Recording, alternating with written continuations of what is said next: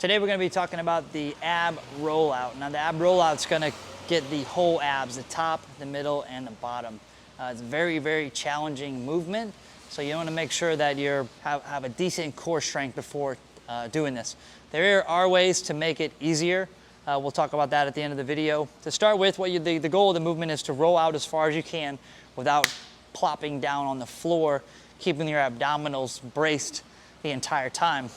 In the beginning, your core is going to be crunched up, so go ahead and crunch Megan there. So your ribs are being pulled down tightly towards your hips. That's the starting point. As you roll out, it's inevitable that the ribs are going to separate from the hips some. But the goal is to just fight that as hard as you can on the way out. What you don't want to do is roll out and just let your stomach kind of hang. So go ahead and roll out tight as you can, Megan. Keep the core snug. Good. And in. As soon as she comes in, you're going to try to de-arch the back. So make your back into a hump. Go ahead and go out. So notice this is curved up. The abs are tight still. Back in. Now crunch, crunch, crunch as soon as possible. You're going to bring the bar right underneath your shoulders. One more rep. And crunch.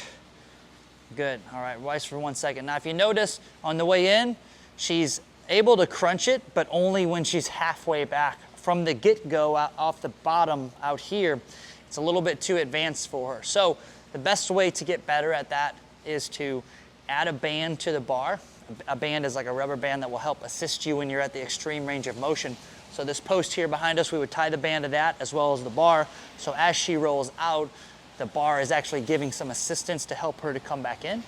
So what you'll do is make sure you're doing quality reps with good contraction, good abdominal recruitment before going to the no banded ab rollout. And that there is the ab rollout.